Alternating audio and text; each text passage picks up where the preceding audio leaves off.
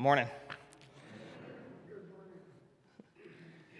Oh, I got to admit, I'm a little bit sad to lose your faces this week. I miss seeing your smiles. So any feedback you give as an audience today is extra appreciated. I enjoy it. Yeah, I appreciate it. Thank you. We'll start with an easy one. By show of hands, how many of us here in the room are familiar with the Myers-Briggs test? Okay, great. That's a lot of us. How many of us have actually taken our own test and know our result? Okay, well, that's pretty good. That's better than I expected, actually. Personally, I don't take a ton of stock in these tests, but a lot of people do, and it's been really helpful for me to know my own Myers-Briggs score. Now, for anyone who isn't familiar, the Myers-Briggs test is a personality-type quiz that divides one's personality into 4 different spectrums. According to the test, someone either gains energy as an introvert or an extrovert. Someone gathers information from the world as a sensor or an intuitive. Someone makes decisions as a thinker or a feeler. And someone interacts with the world as a judger or a perceiver. Now, to be fair, according to this test, you can be anywhere on the spectrum in between those 2 poles, but it assigns your personality type based on which characteristic fits you best. My Myers-Briggs type is the ENFP. E is for extroverted. N stands for intuitive, which drives me nuts, but it's not what I'm here to talk about today. F is for feeling, and P is for perceiving.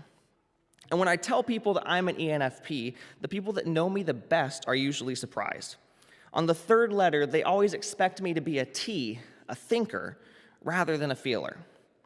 And one explanation of these 2 different characteristics explains them this way.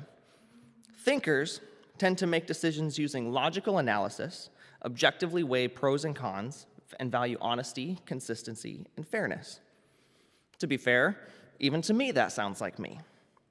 But on the other hand, feelers tend to be sensitive and cooperative and decide based on their own personal values how others might be affected by the decision. I think this also sounds like me. And as my personal values usually become the defining factor when I'm making difficult decisions. The truth of the matter is, in my own Myers-Briggs results, I actually was listed at 48% thinker and 52% feeler. So I'm pretty close to the very center of that spectrum. But what drives me nuts about this polarization here is it leads us to believe that 52% of my decision-making process does not involve thinking, which is absolutely untrue. Being aware of one's emotions, personal values, and how a decision affects others is the definition of thoughtfulness. So what I've realized is the spectrum is actually about 2 different ways of thinking. In fact, in my studies, I've learned this distinction is similar to historical distinctions between Eastern and Western thought. The thinkers, according to Myers-Briggs, would be those who think in the Western or logical style. This is the thought culture that dominates American life. Western thought likes straight lines and black and white answers. It's all about objectivity and efficiency. A Western thinker with a number of tasks to complete is likely to make a numbered list on a sheet of paper and then set out to accomplish them one by one from the top down. Any other to-do listers in the room? Ordered, systematic, consistent. But the feelers would be those working from a more Eastern perspective, known as the wisdom tradition. This thought tradition is more holistic, contemplative, and patient than Western thought. And if someone from an Eastern thought perspective had a number of tasks to complete, rather than the to-do list like we might make, a better metaphor for their thought process might be like this. Imagine all the tasks A, B, C, D, E floating around in a small reflective pool. The Eastern thinker might wander around the pool for some time, contemplating the urgency of each task, their challenges and rewards, and how to be most effective in accomplishing them. After a while, the Eastern thinker might decide task C is actually the most pressing, tasks D and A can be accomplished with a single action, and B and E actually aren't that important after all, so maybe they can be left for another time. Both of these traditions have their benefits and have contributed much to modern life. Western thought excels in areas of objective and measurable truths and has contributed massively to the discovery and observation of our physical world through science. Eastern thought has thrived in the more difficult and nuanced matters, when human life gets complicated and confusing. Thus, every one of the world's major religions, including Christianity, originates out of an Eastern tradition. But they each have their drawbacks as well. Instead of continuing with the hypotheticals, I'll jump to a historical and biblical example. In the year 336 BC, Alexander the Great began his famous conquest as the leader of the Macedonian Empire. This empire was birthed from the culture of ancient Greece, which is known as the origin of Western thought and society. And when Alexander the Great conquered with his armies, the goal wasn't just to conquer, but to convert the nations he overtook into the Greek way of life and thought. They forced the use of the Greek language, they brought epic poems and installed other forms of Greek art, and they emphasized that logic was the better way of thinking. This process was known as Hellenization, and Israel was one of many nations conquered and Hellenized during this time. A couple of centuries later, the Jews staged a rebellion, gaining their independence from the Greek rulers. They began reestablishing their own government, and it's here that we see the emergence of the Sadducees, a group that plays a significant role in the crucifixion of Jesus another centuries later. The Sadducees were a political group that quickly took hold of the two most powerful institutions in Israel's capital city of Jerusalem, the temple and the Sanhedrin.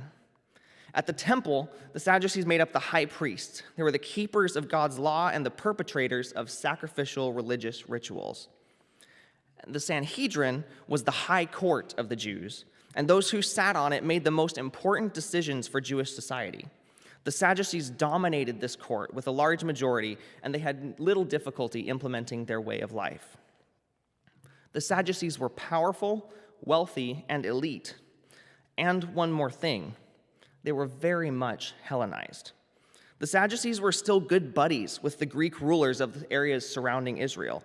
In fact, many historians will suggest that the Sadducees were actually in the pocket of the Greeks.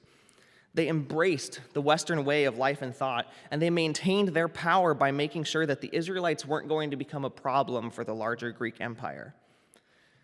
Thus, they became the conservative voices for Judaism, because they believed that the Torah, the first 5 books of our Bible, made up the entirety of God's law, and they interpreted this law strictly, literally, and logically. If it wasn't in the Torah, then it just wasn't part of God's plan for the Jews. It was clean lines. It was black and white answers. The problem is, their approach often didn't work in practicality. Because they read the Torah so literally, they believed the temple was the only place where God could be worshipped. But traveling days or weeks to Jerusalem for any kind of worship wasn't practical for the Jews that were now scattered throughout Israel and the surrounding lands. And the Sadducees also were known for acting severely in cases involving the death penalty, and they took literally the Mosaic principle of an eye for an eye and a tooth for a tooth. Can you imagine living in a world where if my horse kicked you and broke your leg, the appropriate legal response would be for you to break my leg? These were not popular decisions, and for these reasons and many others, the Jews feared the Sadducees. In response to these harsh rulings of the Sadducees, another group of Jewish leaders was birthed called the Pharisees, and they make a guest appearance in our gospel reading today. While they were also wealthy, the Pharisees weren't as elite as the Pharisees. They lived among the common people. They dedicated themselves to the study of scriptures and to the study of the oral traditions of the Jewish people.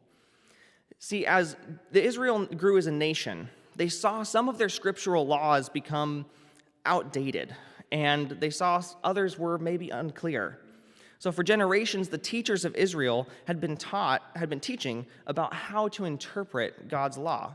It was a kind of precedent for how the law actually translates into daily living. And the Pharisees lived among the Jewish people, so they were able to see that interpreting the Torah logically and literally was unhelpful. In fact, they saw it did more harm than good. This is the problem when we get obsessed with a Western logical way of thinking. It may work when answers are clear, but it fails to navigate the gray areas. And since human issues are often incredibly complex and have countless variables, logic is rarely the right approach at sorting them out.